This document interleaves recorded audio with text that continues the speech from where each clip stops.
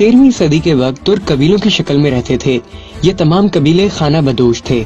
जहाँ सरसब्ज इलाका और पानी नजर आया वहीं खैमे गाड़कर डेरा डाल लिया करते। उन कबीलों में एक कबीले का नाम काई कबीला था।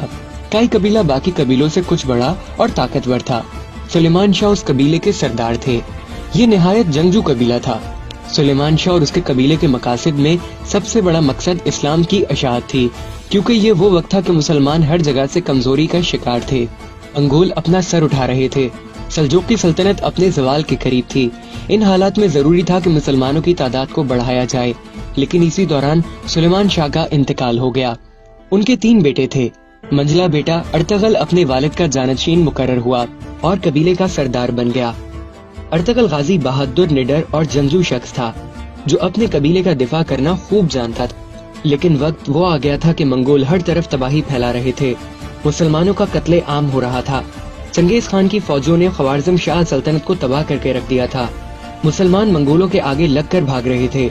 इस सूरत हाल में अर्तगल मंगोलों का मुकाबला नहीं कर सकता था, इसलिए वो अपने कबीले को लेकर सल्जूकी सल्तनत की तरफ रवाना हो गया।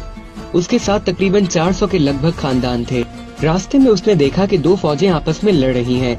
उसने सोचा कि किसी एक का साथ देना चाहिए। कुछ सोचकर उसने जो फौज हार रही थी उसका साथ दिया और अपने थोड़े सिपाहियों के साथ मुखालिफ फौज पर अचानक और बहुत तेज हमला करवाया।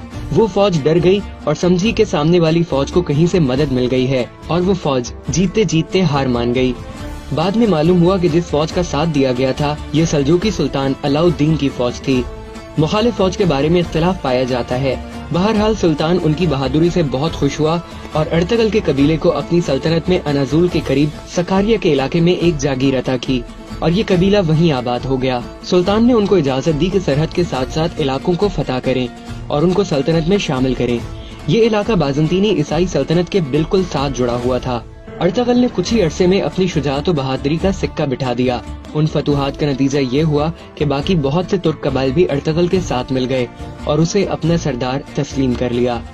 अर्तगल सुल्तान अलाउद्दीन के नायब के तौर पर भी लड़ता रहा और उसकी ताकत में दिन ब दिन इजाफा होता गया। अर्तगल ने बाज़ंतीनी सल्तनत के एक बहुत बड़े मुतहदा लश्कर को शिकस्त दी।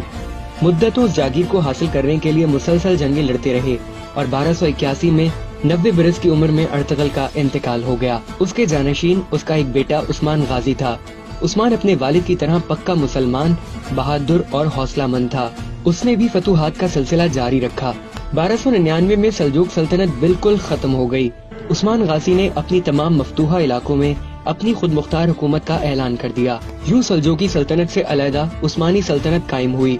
अमीर उस्मान गाजी ने बहुत से शहरों और किलों को फतह किया और यही शहर, जो कि बरसा का एक जिला था, को अपना दारुल हुकूमत बना लिया। सुल्तान उस्मान को सल्तनत का मिलना और एक मजबूत इस्लामी सल्तनत का कायम होना अल्लाह की मर्जी थी। उस सल्तनत के कायम होने के बाद मुसलमान मुत्तहिद होना शुरू हो गए। बुरसा की फतह के बाद सुल्तान उस्मान बीमार पड़ गए और 1326 में वफात पाई। जब सुल्तान उस्मान का इंतकाल हुआ तो सल्तनत का रकबा 16,000 मुरब्बा किलोमीटर था। 150 साल के अंदर अंदर ये दुनिया की सबसे बड़ी सल्तनत बन गई।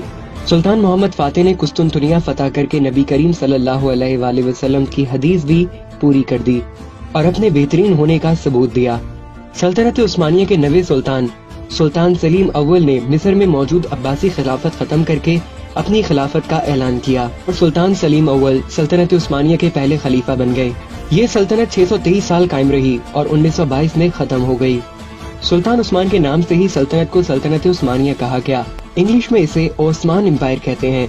कुछ इलाकों के लोग इसे अपनी जुबान की वजह से ऑथमान एम्पायर कहते थे। आहिस्ता आहिस्ता ऑथमान से ऑटोमन एम्पायर कहा जाने लगा, फिर इसका नाम यही पड़ गया।